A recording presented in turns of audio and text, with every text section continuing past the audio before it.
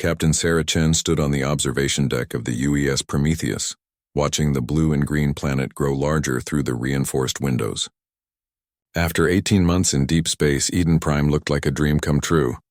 White clouds swirled over vast oceans, and 3 continental masses showed the green of vegetation and the brown of fertile soil.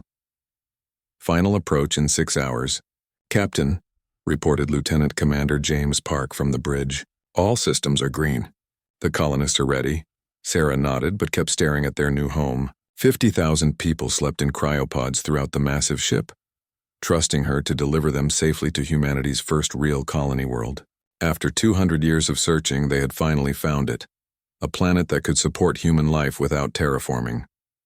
The initial scans had been almost too good to believe. Perfect atmospheric composition with 21% oxygen. Gravity only 5% stronger than Earth. No hostile life forms detected. Rich mineral deposits scattered across all 3 continents. Even the day-night cycle was close to Earth, normal at 26 hours, but what made Eden Prime truly special was something the automated probes had discovered just before the Prometheus left. Earth. Strange crystalline structures dotted the landscape, clearly artificial but showing no signs of current activity. An ancient alien civilization had once lived here, but they seemed to be long gone. Dr. Elena Vasquez joined Sarah at the window. The expedition's lead scientist looked tired but excited. The crystal formations are even more impressive up close, she said, pointing to a cluster of towering spires visible on the largest continent. Some of them are over 1 kilometer tall. The geometric patterns are unlike anything we've seen before. Any signs of current activity? Sarah asked. None at all. Whatever built those structures has been gone for a very long time. Preliminary dating suggests at least 50,000 years, maybe more. Elena paused, studying the readouts on her tablet. But Sarah, the preservation is incredible. These things should have crumbled to dust by now, but they look like they were built yesterday. Sarah felt a small chill run down her spine. In her 20 years of space exploration, she had learned to trust her instincts. Something about this felt too easy, too perfect. But 50,000 colonists were counting on her, and Earth needed this colony to succeed. The landing procedure took most of the day.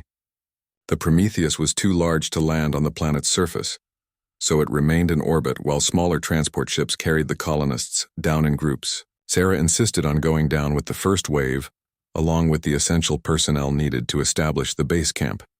The moment she stepped out of the transport ship, Sarah knew they had made the right choice. The air was clean and fresh, with a slight floral scent from the alien vegetation. The gravity felt comfortable and the temperature was pleasant. In the distance, the crystal spires caught the sunlight and threw it back in brilliant rainbow patterns. "Welcome to Eden Prime," she announced over the comm system, and 50,000 people cheered through their headsets. The next 3 months flew by in a blur of activity. The colonists worked with incredible efficiency, driven by the joy of finally having a real home after generations of life on crowded space stations and cramped ships. They built the main settlement near a large freshwater lake, with smaller outposts spreading across the continent. The crystal formations became a source of endless fascination. Elena and her science team studied them constantly, but the structures remained mysterious. They were made of a material that seemed part crystal, part metal, and part something else entirely. Scanning equipment showed complex internal patterns, but no energy signatures or signs of activity. "It's like they're sleeping," Elena told Sarah during one of their evening briefings. "The internal structures suggest they once carried massive amounts of energy, but now they're completely dormant." 3 months after landing, Elena made the discovery that changed everything. She was working late in the science lab, running new scans on crystal samples when her equipment suddenly came alive with readings.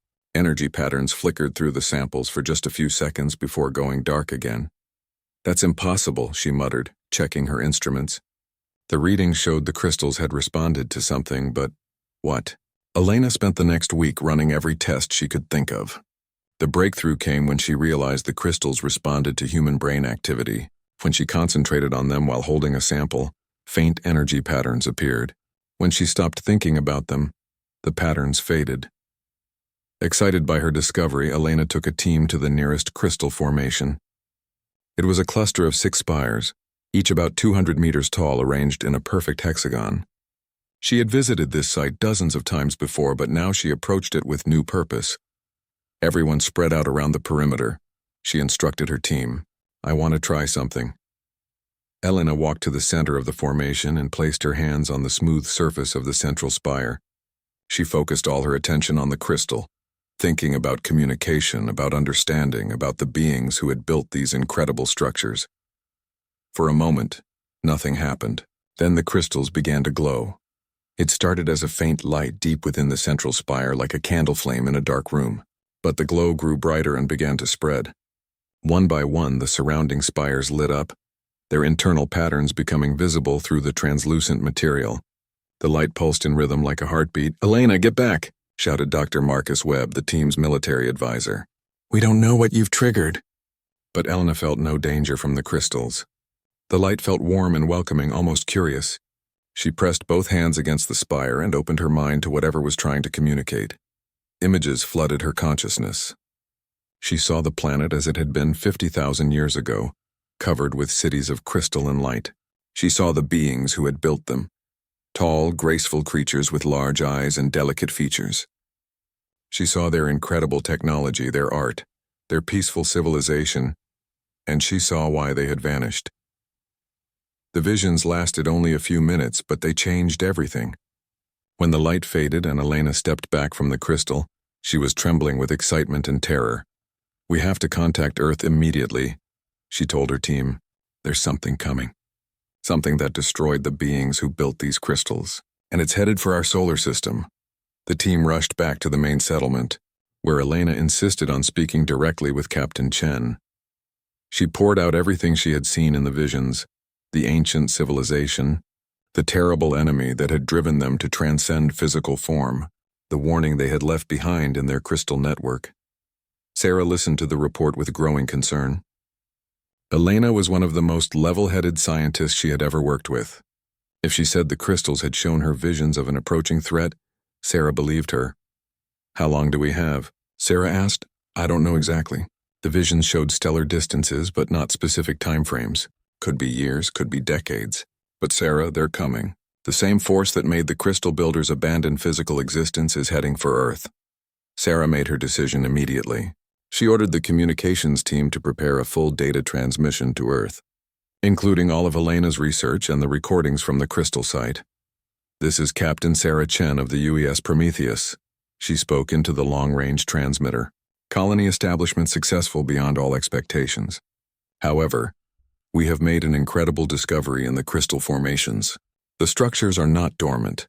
They're sleeping guardians left behind by an ancient civilization. They've awakened in response to human presence and are trying to warn us about an approaching threat. Sending full data packet now. Chen out." The transmission was sent on the strongest signal the Prometheus could generate. It would take 4 years to reach Earth, but at least humanity would have some warning. What Sarah did not know was that activating the crystal network had sent out another signal, one that traveled much faster than radio waves. Somewhere in the dark between stars, ancient enemies detected the awakening and changed course toward Eden Prime. The countdown to humanity's greatest test had begun. Dr. Elena Vasquez could not sleep. 3 days had passed since the crystals first responded to her touch, and the strange dreams had started immediately. Every night she saw more visions of the ancient civilization. Every morning she woke up with new knowledge that should have been impossible to possess. She sat in her lab at 3 a.m., staring at the crystal samples under her microscope. The tiny fragments pulsed with soft light whenever she concentrated on them, as if they were trying to tell her something important. The larger formations around the colony had remained active since her first contact, casting rainbow patterns across the settlement every night. "Can't sleep either?" Captain Sarah Chen entered the lab, carrying 2 cups of coffee. "The colonists are starting to talk. Half of them think the lights are beautiful. The other half want to pack up and leave." Elena accepted the coffee gratefully. "The visions are getting clearer, Sarah. I'm learning to understand what they're trying to show me." The beings who built these crystals called themselves the Zephyrians. They weren't just advanced. They had achieved something close to immortality. But they're gone now, Sarah pointed out. Not gone. Transformed. Elena pulled up her latest notes on the computer screen. They evolved beyond physical form about 50,000 years ago. But they didn't leave because they wanted to. Something forced them to abandon their bodies and exist as pure energy. Sarah felt the same chill she had experienced when first seeing the planet. What kind of something? Elena's hands trembled slightly as she accessed another file. They called them the Devourers. A parasitic species that spreads across the galaxy like a plague. They don't just kill civilizations, they absorb them. Every person, every piece of technology, every thought becomes part of their collective consciousness. How is that possible? Biological and technological integration? They infect organic beings with nanites that rewrite their neural pathways. Within hours, the infected become extensions of the devourer hive mind. They did this to hundreds of species across thousands of star systems. Sarah set down her coffee cup with shaking hands. Are you telling me these devourers are still out there? According to the visions, yes. The Zephyrians tried to fight them for centuries, but conventional warfare was useless. You can't kill a hive mind by destroying individual units. New ones just take their place. So the Zephyrians made the ultimate sacrifice. Elena brought up a new image on her screen, a representation of the crystal network that covered Eden Prime. They uploaded their consciousness into these crystal formations and transcended physical existence. The Devourers couldn't absorb them anymore, but the Zephyrians couldn't stop them from consuming other species. So they just left everyone else to die? No. Elena's voice grew urgent. That's what they're trying to tell us. They left these crystals as a warning system. Every crystal formation is connected across the galaxy. When a new species develops space travel, the crystals activate and offer a choice. Sarah leaned forward. What kind of choice? Join them in transcendence or receive their technology to fight the Devourers. But there's a test involved. The Zephyrians learned that not every species should have access to their advanced weapons. Before Sarah could ask more questions, alarms began blaring throughout the settlement. Lieutenant Commander Park's voice came over the comm system. Captain Chen, please report to the communications center immediately. We're receiving a massive data stream from the crystal formations. Sarah and Elena ran through the colony's corridors, past confused colonists who were pointing at the crystal spires. The formations were blazing with light now, brighter than they had ever been. Patterns of energy raced up and down their surfaces like information flowing through fiber optic cables. In the communications center, Park and his team were struggling to process the incoming data. It started 5 minutes ago, he reported. The crystals are transmitting directly to our computer systems. Our translation software is working overtime, but most of it is beyond our current understanding. Show me what we can understand, Sarah ordered. The main screen filled with images and symbols. Helena gasped as she recognized some of them from her visions. It's a galactic map, she said. Look, there's our solar system. And there, oh no, a red indicator was moving slowly but steadily toward Earth's location. According to the timestamp, the signal had been traveling for several years. The Devourers detected our radio transmissions, Elena whispered. They're already on their way to Earth. The data stream continued for 6 hours. When it finally ended, the science team had enough information to change human understanding of the universe forever. The crystals had provided detailed files about Devourer biology, their ships, their tactics, and most importantly, how to fight them. The good news is that humans appear to be naturally resistant to their assimilation process, Elena explained to the senior staff meeting. Our brains are too chaotic for their nanites to easily control. The bad news is that resistance doesn't mean immunity. Given enough exposure, they can still convert us. Colonel Marcus Webb, the expedition's military commander, studied the tactical data. Their ships are organic, grown rather than built. They regenerate damage and adapt to weapons after exposure. Conventional human technology won't be effective against them. That's where the Zephyrian gift comes in, Elena continued. They're offering us access to their weapon systems and defensive technology. Energy weapons that disrupt devourer biology, shields that block their nanites, and manufacturing systems that can build ships faster than anything we've ever imagined. Sarah looked around the room at her senior staff. What's the catch? We have to prove we're worthy of the technology, Elena said quietly. The crystals are going to test us. They'll judge whether humanity can be trusted with weapons capable of destroying entire star systems. What kind of test? Asked Dr. Jennifer Martinez, the colony's chief psychologist. I don't know yet, but the Zephyrians showed me records of other species they tested. Most failed. Those that failed were left to face the Devourers with their own technology. And those that passed? Elena hesitated. They transcended to join the Zephyrians. They abandoned physical form entirely. The room fell silent as the implications sank in. Humanity faced an impossible choice. Remain physical and likely die fighting the Devourers with inferior technology, or prove worthy of Zephyrian weapons, but risk losing their humanity in the process. Colonel Webb was the first to speak. How long do we have before the Devourers reach Earth? Elena consulted her notes. Based on their speed and current trajectory, about 15 years. Maybe 20 if they encounter obstacles. That's not enough time to warn Earth and prepare a defense, Park observed. Even if we sent a message today, it would take 4 years to reach them. They'd have less than 12 years to build a space fleet from scratch. Sarah stood up and walked to the window, looking out at the crystal formations that now pulsed with soft light even during the day. 50,000 colonists were going about their daily routines, building homes and farms, raising children, living normal lives. They had no idea their species was about to face extinction. "We can't wait for Earth to save us," she said finally. "We have to take the test. We have to prove that humanity deserves to survive." "And if we fail the test?" Webb asked. "Then we fight the Devourers with whatever weapons we can build ourselves," Sarah replied. "Either way, Earth gets more time to prepare." Elena nodded slowly. "The crystals have been analyzing us since the moment we arrived. They understand our language, our technology, our social structures, but they need to understand our character. How do we begin?" "We've already begun." Elena pointed to the crystal formations. "Every decision we make, every action we take, every choice between right and wrong, they're watching and evaluating. The real test isn't a single event. It's how we live our lives knowing what we know now." Sarah felt the weight of 50,000 lives on her shoulders. More than that, the weight of the entire human species. Whatever happened on Eden Prime in the coming months would determine humanity's future among the stars. "Then we'd better make sure we pass," she said.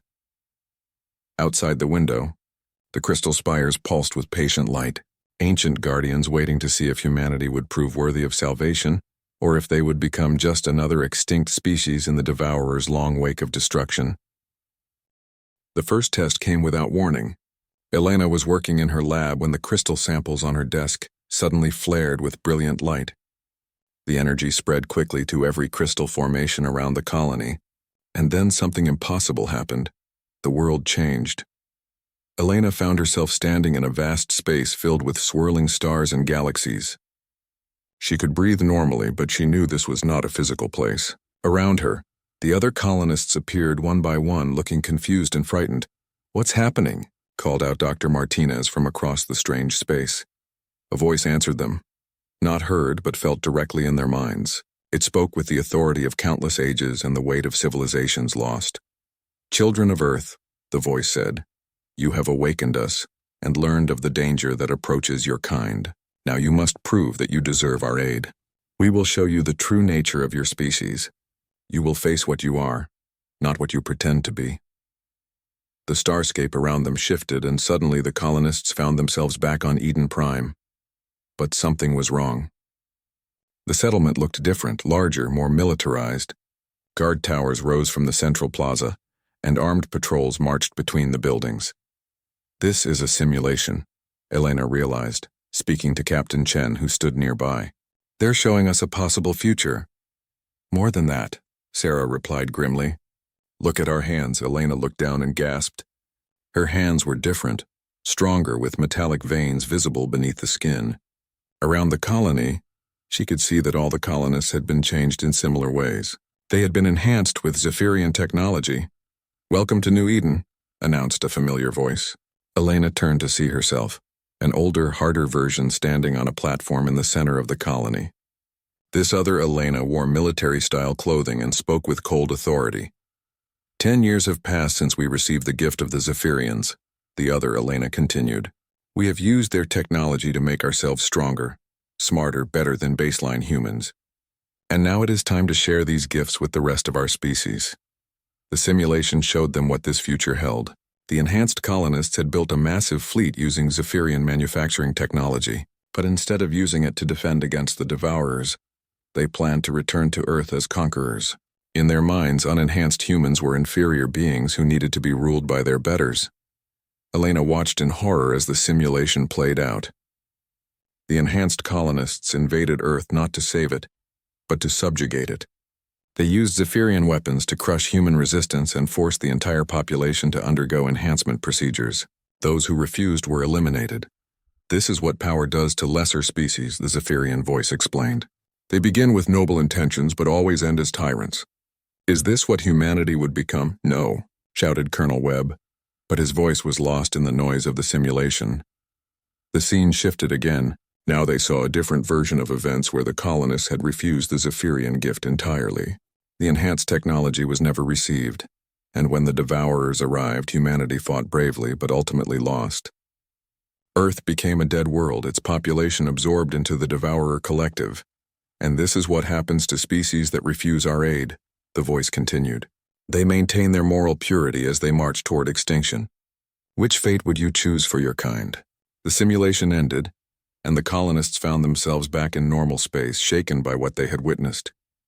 Around the settlement, debates broke out immediately. Some colonists argued that survival justified any means, while others insisted that becoming tyrants would make them no better than the Devourers. Colonel Webb gathered the military personnel around him. The choice is obvious, he declared. We take their technology and use it to protect humanity. If that means making hard decisions about who rules and who follows, so be it. Better humans as rulers than extinction. Dr. Martinez led a group that advocated for refusing the gift entirely. We cannot trade our souls for survival, she argued. If we become monsters to fight monsters, what have we really saved? Captain Chen found herself caught between the factions, trying to find a middle path. Elena worked frantically in her lab, studying the Zephyrian records for clues about how other species had approached this dilemma. The second test came a week later. This time the colonists were shown actual recordings from the Zephyrians' memory banks, real events that had happened to other species throughout galactic history. They watched the Kalani, a peaceful trading civilization that had received Zephyrian technology and used it to become galactic police. Within a century, they were suppressing the development of younger species and deciding which civilizations deserved to survive. They saw the Thornax, who had refused enhancement and fought the Devourers with their own technology. Their brave sacrifice had delayed the Devourers for decades, giving other species time to prepare. But their entire civilization was ultimately lost. Most disturbing was the record of the Ascendants, a species so similar to humans that it was unsettling. They had initially split into factions just as the colonists had, fighting among themselves over whether to accept the gift. By the time they unified, it was too late. The Devourers had already found their homeworld. 3 species, the Zephyrian voice explained. 3 failures. The enhanced become tyrants, the pure become extinct, the divided become victims. Can humanity find a 4th path? Elena spent sleepless nights studying the problem. There had to be an answer, some way to accept the technology without losing their humanity. The Zephyrians had once been a physical species themselves. How had they maintained their moral compass during their own enhancement? The breakthrough came when she realized she was asking the wrong question. The Zephyrians hadn't maintained their morality despite their enhancement. They had enhanced their morality along with their technology. We're approaching this wrong, Elena told the emergency council meeting. We keep thinking about the technology as separate from ourselves. But what if we integrate it differently? What if we enhance our ethical systems at the same rate we enhance our bodies? What do you mean? Sarah asked. Elena pulled up her research on the crystalline network. The Zephyrians didn't just build weapons and ships. They built a distributed consciousness, a shared ethical framework that prevented any individual from becoming a tyrant. What if we could adapt that concept to human nature? You're talking about linking our minds together, Webb objected. That's too close to what the Devourers do.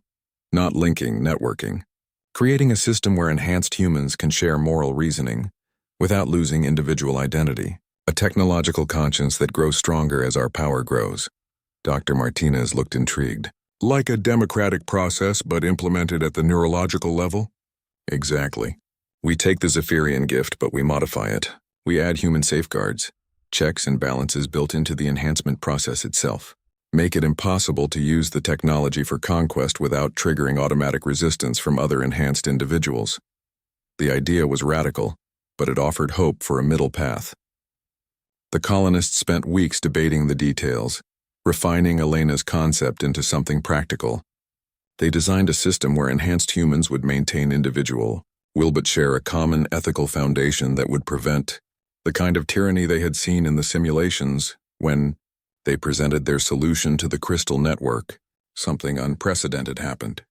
The Zephyrians fell silent for 3 full days. When they finally responded, there was something like surprise in their ancient voice.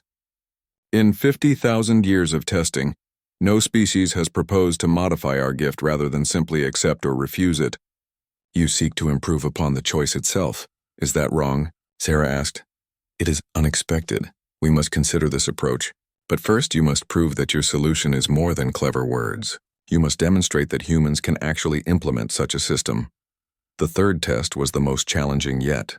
The colonists were presented with a scenario where they had to choose between saving themselves and saving an unknown alien species. The Devourers were approaching 2 star systems simultaneously. With the technology they could build, the colonists could protect one system but not both. The unknown species had never contacted humans and might not even know they existed. They had done nothing to earn human protection. Saving them would mean allowing the Devourers to reach Earth's system sooner, reducing humanity's preparation time. This is exactly the kind of decision that corrupted other species, Elena realized. Do we choose our own survival over strangers? Do we decide that human lives matter more than alien lives? Colonel Webb argued forcefully for protecting Earth. We have a responsibility to our own species first. These aliens might not even be worth saving. But Dr. Martinez and others pointed out that this was precisely the thinking that led to tyranny. If we start deciding which lives have value based on what benefits us, where does it end? The debate raged for days. Some colonists wanted to find a compromise, perhaps warning the alien species so they could defend themselves. Others argued that humans had no obligation to sacrifice themselves for strangers. In the end, it was Elena who proposed the solution that changed everything. What if we're thinking about this wrong again? What if the real test isn't which choice we make, but how we make? The transformation began at dawn. Elena stood before the largest crystal formation in the colony, her hand pressed against its smooth surface. Around her, the other colonists waited in nervous anticipation. After weeks of preparation and debate, they had finally agreed to accept the Zephyrian gift. Are you ready? The ancient voice whispered in her mind. Elena took a deep breath. We're ready. The crystal beneath her palm grew warm, then hot. Energy flowed up her arm like liquid lightning, spreading through her nervous system. For a moment, the pain was incredible. Every nerve in her body felt like it was being rewritten. Then the agony faded, replaced by something extraordinary.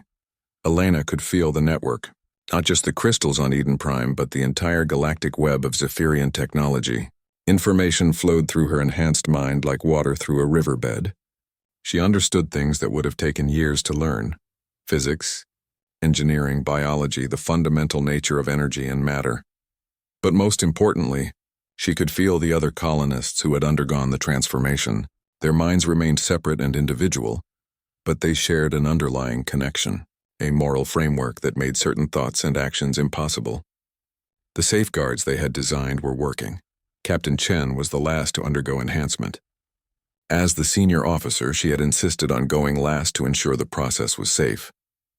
When the energy finished coursing through her body, she stood up and looked at her hands. The changes were subtle, slightly stronger, more coordinated, with metallic threads visible beneath the skin. But the mental changes were profound. I can see the manufacturing patterns, she said in wonder. The ship designs, the weapon blueprints. It's all there, ready to be built. Elena nodded. The Zephyrians have given us everything we need to fight the Devourers. But Sarah, there's something else. Something they didn't tell us directly. What? The enhancement changes us permanently. We can't go back to being baseline humans. And our children, they'll be born enhanced. We're not just the first generation of enhanced humans. We're the last generation that remembers what it was like to be purely human. The implications hit everyone at once. They had saved humanity, but at the cost of human nature itself. Their descendants would be something new, something better perhaps, but no longer human in the traditional sense. Colonel Webb, now enhanced like the rest of them, felt the network's moral constraints when he tried to feel angry about the change. The safeguards they had built prevented enhanced individuals from resenting their transformation. It was a side effect they hadn't anticipated. Does it matter? he asked, surprising himself with his calm acceptance. We're still us, just more than we were. The construction of the defense fleet began immediately. The Zephyrian manufacturing technology was unlike anything humans had ever imagined. Instead of building ships piece by piece, the systems created them by manipulating matter at the molecular level. Raw materials went in, finished vessels came out, but the ships required enhanced crews. The neural interfaces that controlled Zephyrian technology could only be operated by minds that had undergone the transformation. Each vessel needed a crew of enhanced humans who could think at the speed of light and react to threats before conventional sensors could detect them. Dr. Martinez, now the fleet's chief psychologist, monitored the colonists for signs of the corruption they had seen in the test scenarios, but the safeguards held. The enhanced humans remained individuals with their own thoughts and opinions, but they found themselves incapable of the kind of thinking that led to tyranny. It's working, she reported to Sarah during one of their planning sessions. The moral framework is integrated at such a fundamental level that attempting to override it causes cognitive dissonance. We literally cannot think thoughts that would harm innocent beings. What about self-defense? Sarah asked. Can we still fight when we need to? Absolutely. The system distinguishes between aggression and protection. We can defend ourselves and others with full force, but we cannot initiate unprovoked attacks. Within 6 months, the colonists had built a fleet of 50 ships. Each vessel was a work of art as much as technology. Organic curves blended with crystalline structures, creating beauty and deadliness in equal measure. The ships could move faster than light, strike with weapons that disrupted matter at the quantum level, and heal from damage that would destroy conventional vessels. But as the fleet neared completion, Sarah faced the most difficult decision of her life. The Devourers were still years away from reaching Earth, but they were definitely coming. The enhanced colonists could intercept them far from any populated system, but doing so would reveal humanity's location to any other Devourer fleets. We have a choice, she explained to the Colony Council. We can return to Earth and help them prepare for the attack. But if we do, the Devourers will know exactly where to find our homeworld, or we can fight them out here, in the darkness between stars, hoping to stop them before they reach the inner systems. Elena studied the tactical projections. If we go to Earth, we can protect the planet directly. But we'd be risking the entire human species in a single battle. If we lose, it's over. And if we fight them out here, we might be able to stop them completely. But if we fail, Earth will have no warning and no enhanced defenders. Colonel Webb advocated for the direct approach. We should go home and stand with our own people. That's what the old human military would do. But Dr. Martinez disagreed. The old human military didn't have access to Zephyrian strategic analysis. The data is clear. Our chances of victory are higher if we intercept the Devourers far from Earth. Sarah spent sleepless nights weighing the options. The enhanced colonists could interface directly with the Zephyrian database, giving them access to 50,000 years of tactical knowledge. Every scenario they ran suggested the same conclusion. The best chance of protecting humanity was to fight the Devourers in deep space, but that meant abandoning Earth to face the unknown alone. The decision was made during an emergency council meeting when Elena presented new information from the Crystal Network. The Zephyrians have been monitoring Devourer communications, she announced. There isn't just one fleet heading toward Earth, there are 3. The room fell silent as the implications sank in. The main fleet is the one we've been tracking, but there are 2 smaller groups approaching from different directions. If we go to Earth to fight the main force, the other 2 will hit undefended human colonies. Sarah felt the weight of the entire species on her shoulders. How many people are we talking about? 8 colony worlds plus Earth. Nearly 2 billion humans total. The mathematics were brutal but clear. The enhanced colonists could not be in 3 places at once. They had to choose which human populations to save and which to sacrifice. Unless... Elena hesitated, then pulled up a new tactical display. There might be another way. If we divide our fleet and hit the Devourer groups before they can coordinate, we might be able to defeat them piecemeal. That's incredibly risky, Webb objected. If any of our groups fails, the survivors will combine and become much harder to stop. But if we succeed, Sarah realized, we save everyone. It was Elena who proposed the final solution. We send one ship back to Earth, not to fight but to deliver a message. Instructions for building Zephyrian receivers disguised as routine scientific data. We give Earth the tools to defend itself without revealing what's really coming. Will they be able to build the technology in time? Martinez asked. If they start immediately and work around the clock, maybe. The receiver technology is much simpler than what we're using. Any civilization capable of space travel can build it with enough effort. Sarah made her decision. We do both. We send the message to Earth and we divide our forces to intercept all 3 Devourer fleets. It's risky, but it's the only plan that saves everyone. The final message to Earth was carefully crafted to look like a scientific breakthrough rather than a warning. Dr. Elena Vasquez's discovery of exotic crystal resonance frequencies was presented as a potential revolution in communication technology. Hidden within the technical specifications were instructions for building devices that could interface with Zephyrian defense networks. They'll think it's just another research paper, Elena said as the transmission was sent. But the right people will recognize what it really is. Humans are clever. If anyone can figure out how to use our gift, they can. As the message sped toward Earth at the speed of light, the enhanced colonists prepared for the most important battle in human history. They had become something more than human to gain the power they needed. Now they would discover if that sacrifice had been worth making.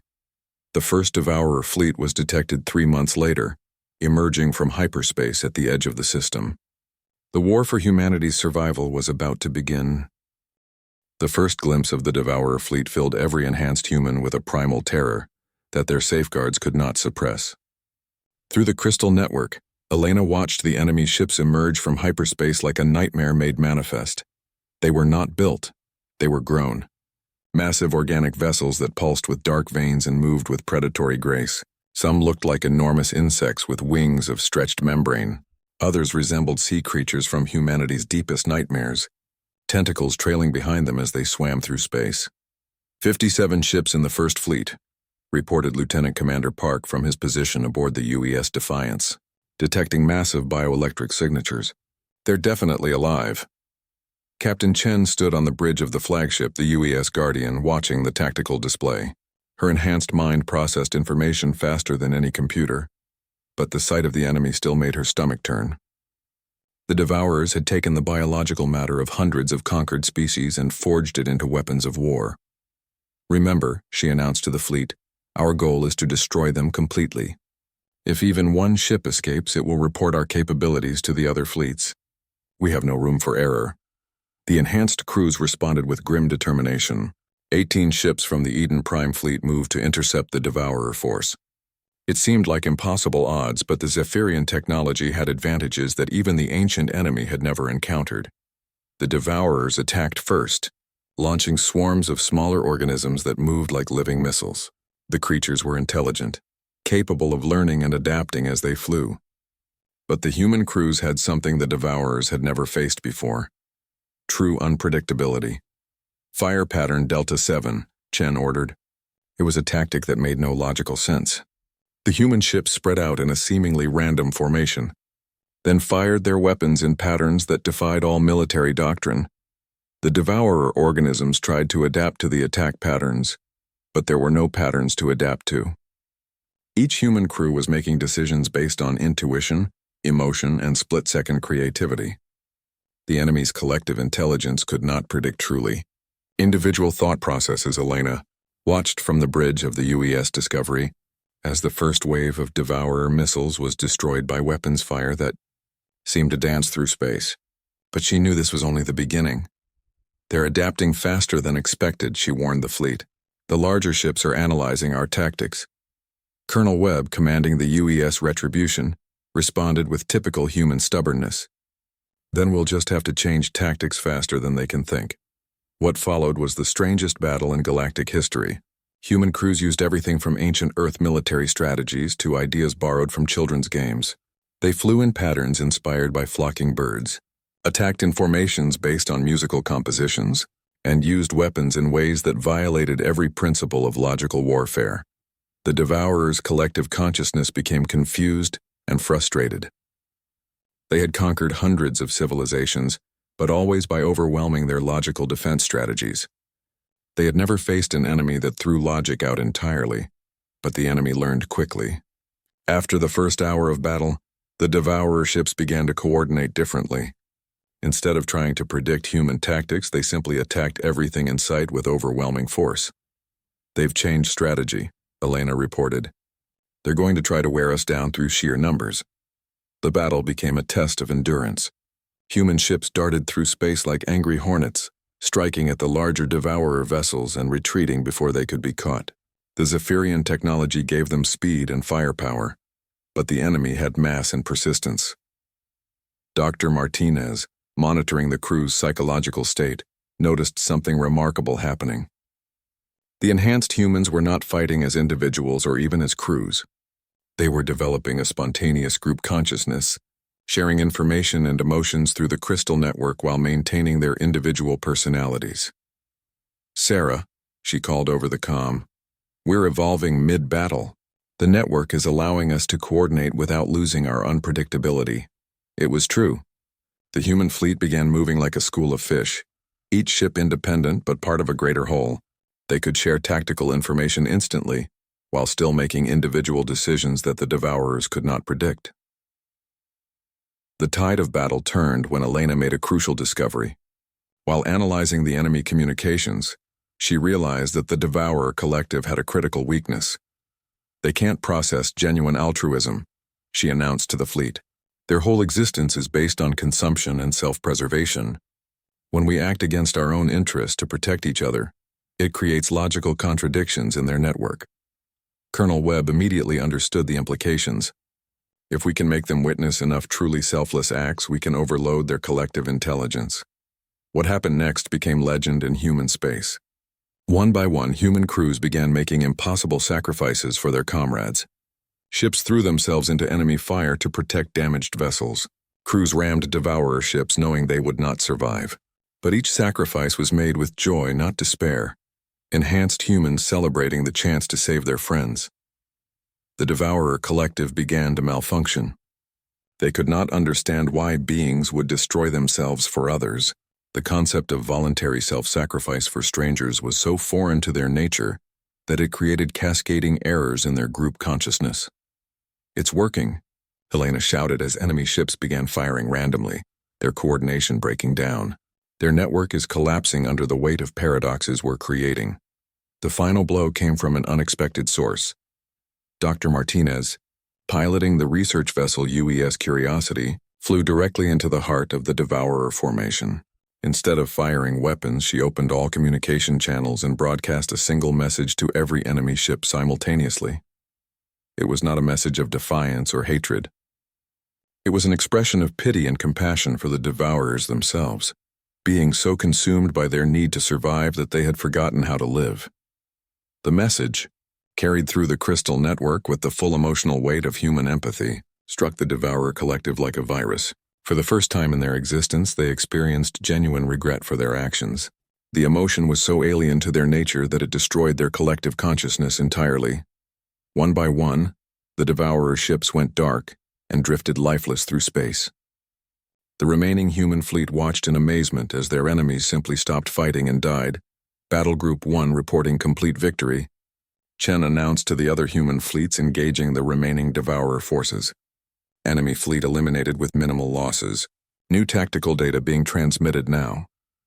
The battles at the other two locations followed similar patterns. Armed with knowledge of the Devourer's weakness to human emotional attacks, the remaining fleets achieved rapid victories. Within a week, all three enemy forces had been eliminated. But the victory came with a price. A third of the enhanced humans had died in the battles, their sacrifice saving billions of lives across human space. The survivors faced the knowledge that they had become something unprecedented in galactic history, a species that had defeated the Devourers not through superior technology, but through superior humanity. 3 months after the final battle, Elena stood once again before the crystal, formations on Eden Prime. The structures were blazing with light as the Zephyrian network processed the implications of humanity's victory. "You have done something we thought impossible," the ancient voice spoke with what seemed like wonder. "You defeated the Devourers not by becoming like them, but by becoming more like yourselves. You weaponized your greatest weakness, your tendency to sacrifice for others, and turned it into your greatest strength." What happens now? Elena asked. Now you inherit our responsibility. The galaxy has been freed from the devourer threat, but other dangers will emerge. Young species will need guidance and protection. Ancient threats may stir from their slumber. You must become the guardians we once were. Elena felt the weight of ages settling on her shoulders.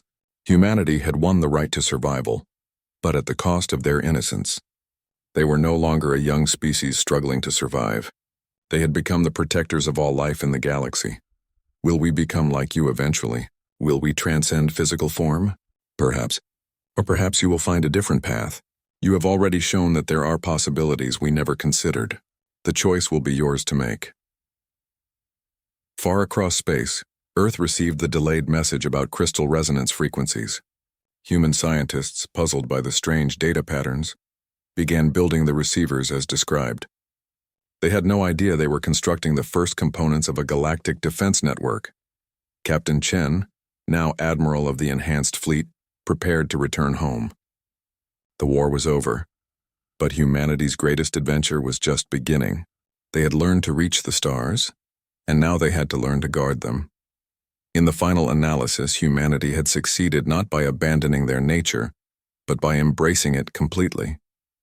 They had faced the ultimate test of survival and discovered that their greatest strength lay not in their technology or their intelligence, but in their willingness to sacrifice everything for the good of others.